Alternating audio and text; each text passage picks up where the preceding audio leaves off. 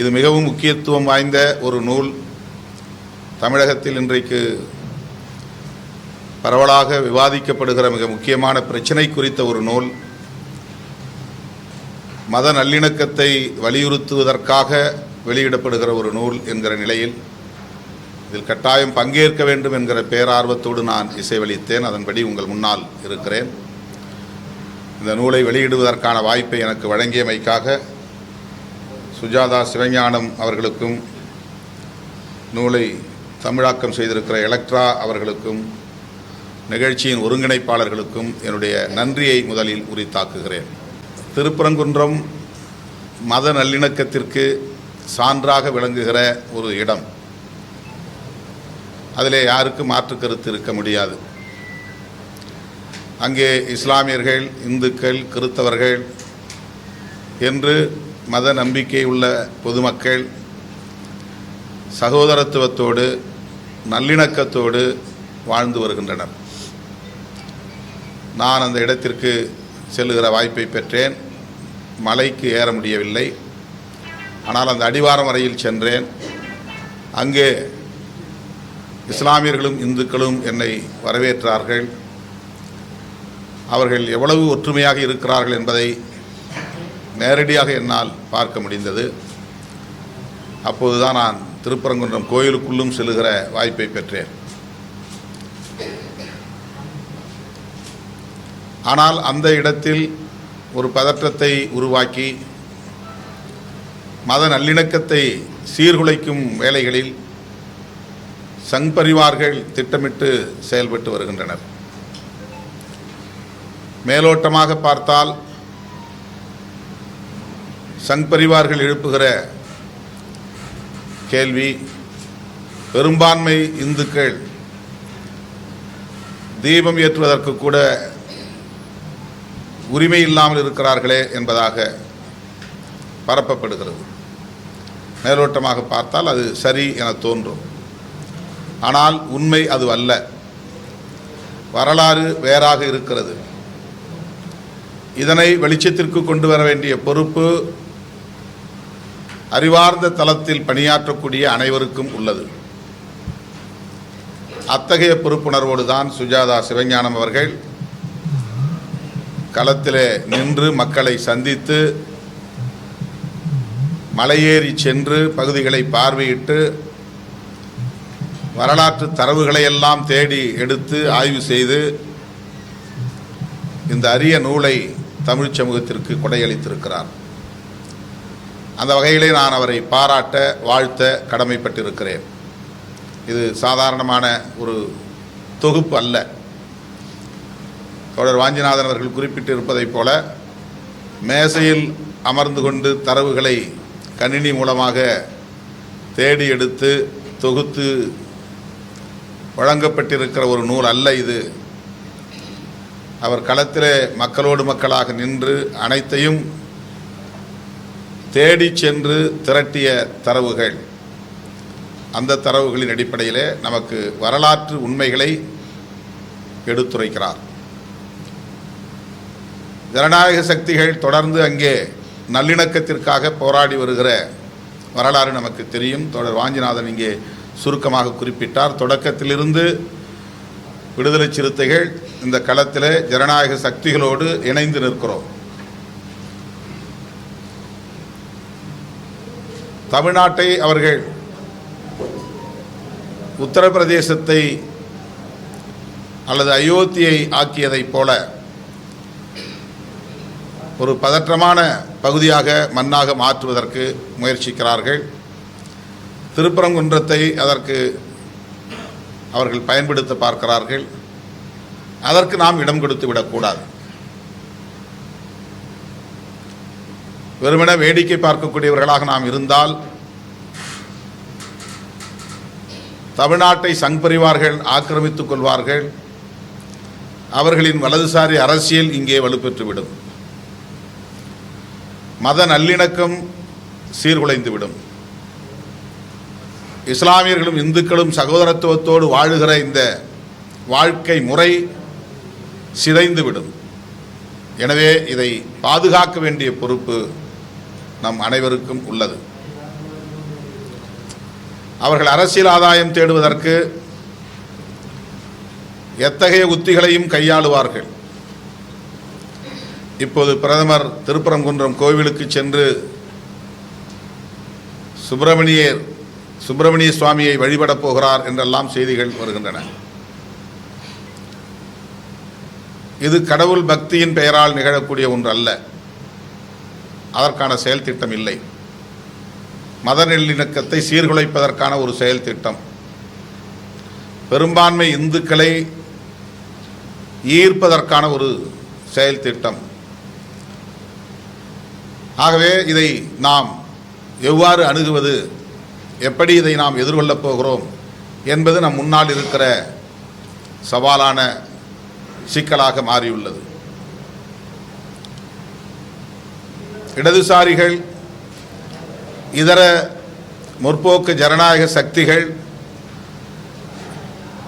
ஓரணியில் திரண்டு வலதுசாரிகளின் இந்த சதி முயற்சியை முறியடித்தாக வேண்டும். அயோத்தியில் அவர்கள் என்னென்ன உத்திகளை கையாண்டார்களோ அந்த உத்திகளை எல்லாம் கையாளுவதற்கு அவர்கள் முயற்சிக்கிறார்கள். வெளிப்படையாகவே திருப்பரங்குன்றத்தை அயோத்தியாக மாற்றுவோம் என்று சொல்லுகிறார்கள். அயோத்தியில் நடந்தது, நீதிமன்றம் வழங்கிய தீர்ப்பு, இவை அனைத்தும் ஜனநாயக படுகொலை. அந்த தீர்ப்பு வந்து கொண்டிருக்கிற போதே நான் பத்திரிகையாளர்களை சந்தித்தேன். இது அநீதியான ஒரு தீர்ப்பு, இந்த தீர்ப்பை ஏற்க முடியாது என்று நான் கடுமையாக என்னுடைய கருத்தை பதிவு செய்தேன், விமர்சித்தேன். நீதிமன்றத்தை விமர்சிக்கக்கூடாது, நீதிபதிகளை விமர்சிக்கக்கூடாது என்கிற கட்டுப்பாடுகளை தொடர்ந்து போதித்துக் கொண்டிருக்கிறார்கள். விமர்சனத்திற்கு அப்பாற்பட்டவர்களாக இன்றைக்கு அவர்கள் இல்லை. நீதிமன்றம் நமக்கு ஒரு கடைசி வாய்ப்பு, அதுவும் உச்ச நீதிமன்றம். அங்கேயே ஒரு சார்பு நிலை இருக்கிறது. சட்டத்தின் வழி தீர்ப்பளிக்க தயாராக இல்லை என்கிற நிலை நிலவுகிறது என்பது மிகவும் கவலைக்குரியது. ராமர் அங்கே பிறந்தார் என்பதற்கு ஆதாரம் இல்லை என்பதை நீதிமன்றமே ஏற்றுக்கொள்கிறது. அங்கே நிலத்தை அகழாய்வு செய்து பார்த்ததில் கட்டிடங்கள் இருந்தன, ஆனால் அவை கோயில்கள் இல்லை, கோயிலுக்கான வடிவம் இல்லை என்பதையும் அந்த நீதிமன்ற தீர்ப்பு உறுதிப்படுத்துகிறது. ஆனாலும் அந்த இடத்தில் ராமருக்கு கோயில் கட்ட வேண்டும் என்று தீர்ப்பளிக்கிறார்கள்.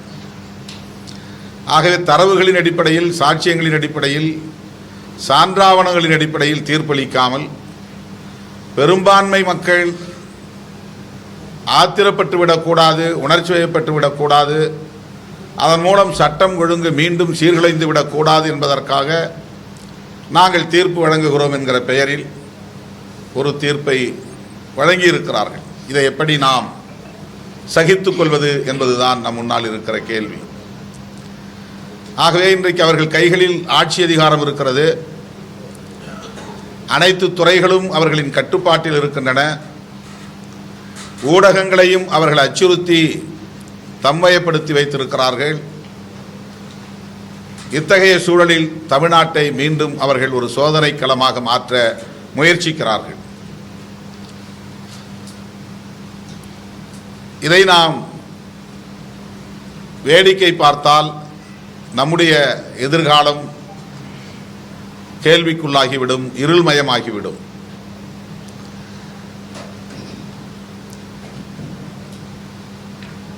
இடதுசாரிகள், இதர ஜனநாயக சக்திகள் மிகுந்த கவலையோடு பொறுப்புணர்வோடு இந்த களத்தில் நின்றாலும் கூட இன்னும் இது வலுப்பெற வேண்டும், அனைத்து ஜனநாயக சக்திகளையும் தீவிரமாக ஒருங்கிணைக்க வேண்டும், அதற்கான உடனடி தேவை நம் முன்னால் இருக்கிறது. தேர்தலுக்கு அச்சப்பட்டு நாம் இதில் தலையிடாமல் இருக்கலாம் என்று கருதினால் மிகப்பெரிய தீங்கை தமிழ் சமூகத்திற்கு இழைத்தவர்களாக வரலாறு நம்மை பதிவு செய்துவிடும். எனவே நாம் இந்து மதத்தின் மீது நம்பிக்கை உள்ளவர்களுக்கு எதிராக போராடவில்லை. இந்து மதத்தின் மீது நம்பிக்கை உள்ளவர்களின் உணர்வுகளை தங்களின் அரசியல் ஆதாயத்திற்கு பயன்படுத்திக் கொள்ளுகிற சங் பரிவார்களின் சதி முயற்சிக்கு எதிராகத்தான் போராடுகிறோம். அதனால்தான் நான் மேடைகளில் பேசும்போது இந்து இசம் என்பது வேறு, இந்துத்துவா என்பது வேறு, நாம் இந்து இசத்தை எதிர்த்து பேசுவதாக திரிபுவாதம் செய்கிறார்கள். நாம் இந்துத்துவாவை எதிர்த்து பேசுகிறோம். இந்துத்துவா என்பது முஸ்லீம் வெறுப்பு, கிறிஸ்தவ வெறுப்பு, மத நல்லிணக்கத்தை சீர்குலைக்கும் முயற்சி. இந்துத்துவா என்பது அரசமைப்பு சட்டத்திற்கு எதிரான ஒரு அரசியல். இந்துத்துவா என்பது ஒரு சார்பான அல்லது மதசார்பான இந்தியாவை கட்டமைக்கும் முயற்சி. இப்படி சொல்லிக்கொண்டே போகலாம். இது பாரதிய ஜனதாவின் சங் பரிவார்களின் அரசியல் திட்டங்கள், செயல் திட்டங்கள். இந்து மதத்தை நம்பக்கூடிய மக்களின் மத உணர்வுகளையும் சாதி உணர்வுகளையும் கடவுள் நம்பிக்கை போன்ற நம்பிக்கைகளையும் தங்களின் அரசியல் ஆதாயத்திற்கு இந்துத்துவா என்கிற செயல் திட்டத்திற்கு அவர்கள் பயன்படுத்துகிறார்கள். இதை மக்களிடத்திலே நாம் எடுத்துரைக்க வேண்டிய தேவை இருக்கிறது. அதனால்தான் நான் கடவுள் நம்பிக்கை இல்லாதவனாக இருந்தாலும் கூட அந்த நம்பிக்கையுள்ள மக்கள் என்னை அழைக்கிற போது நான் அந்த நிகழ்வுகளில் தவறாமல் பங்கேற்கிறேன். நாம் அவரிடமிருந்து அந்நியப்பட்டு விடக்கூடாது, நாம் அவர்களை அந்நியப்படுத்தி விடக்கூடாது. நேற்று கூட செஞ்சியிலே நள்ளிரவு 12 மணிக்கு நான் ஒரு முருகன் கோவிலில் ஒரு நிகழ்விலே பங்கேற்றேன். ஆயிரக்கணக்கான மக்கள் அங்கே கூடியிருந்து வரவேற்றார்கள். அந்த நிகழ்விலே பங்கேற்றது எனக்கு முருகன் அருள் கிடைக்கும் என்பதற்காக அல்ல, அந்த நம்பிக்கையுள்ள மக்களின் உணர்வுகளை மதிக்க வேண்டும் என்பதற்காக. அவர்களிடமிருந்து நாம் அந்நியப்பட்டுவிடக்கூடாது என்கிற பொறுப்புணர்வுக்காக அவர்களோடு இணைந்து நிற்பதன் மூலம்தான் அவர்களுக்கு இந்த வேறுபாட்டை கூட நம்மால் உணர்த்த முடியும். இந்துயிசம் என்பது வேறு, இந்துத்துவா என்பது வேறு. இது சங் பரிவார்களின் சதி திட்டம் என்பதை நாம் அம்பலப்படுத்த வேண்டும். ஆகவே தமிழ்நாட்டு மக்கள் வெவ்வேறு மதங்களை சார்ந்தவர்களாக இருந்தாலும் சகோதரத்துவ உணர்வோடு நல்லிணக்கத்தோடு மிகவும் ஒற்றுமையாக வாழ்ந்து வருகிறார்கள். பாபர் மசூதி இடிக்கப்பட்ட போது வட இந்திய மாநிலங்களில் எவ்வளவு பெரிய வன்முறை வெறியாட்டங்கள் தலைதூக்கின என்பதை நாம் அறிவோம். ஆனால் தமிழ்நாடு மிகவும் அமைதியாக இருந்தது. அங்கொன்றும் இங்கொன்றும் சில சலசலப்பு இருந்ததை தவிர எந்த வன்முறையும் வெடிக்கவில்லை. அந்த அளவுக்கு இங்கே மத நல்லிணக்கம் பேணி பாதுகாக்கப்பட்டு வருகிறது என்பதை யாரும் மறுக்க முடியாது. அப்படிப்பட்ட அமைதி மத நல்லிணக்கம் நிலவுகிற இந்த மண்ணில் மதத்தின் பெயரால் வன்முறையை தூண்டுகிற சக்திகளுக்கு ஒருபோதும் நாம் இடம் கொடுக்கக்கூடாது.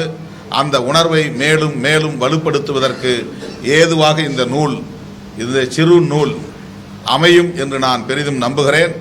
அணிந்துரைகளை மட்டும் படித்தேன். தோழர் ஆதவன் தீட்சண்யா அவர்கள் எழுதியது, வாஞ்சிநாதன் அவர்கள் எழுதிய அந்த அணிந்துரைகளை படித்தேன். அந்த அணிந்துரைகள் அந்த புத்தகத்தின் உள்ளடக்கத்தை நமக்கு வெளிப்படுத்துகின்றன. எனவே இந்த நூல் வெகுவாக மக்களிடத்தில் போய் சேர வேண்டும். நாமே இந்த நூல்களை வெகுவாக கொண்டு போய் சேர்க்க வேண்டும். அனைத்து தரப்பு ஜனநாயக சக்திகளும் இந்த வரலாற்று பின்னணியை உணரத்தக்க வகையிலே நம்முடைய பங்களிப்பு அமைய வேண்டும் என்பதை சொல்லி இந்த வாய்ப்புக்கு நன்றி கூறி முடிக்கிறேன். நன்றி, வணக்கம்.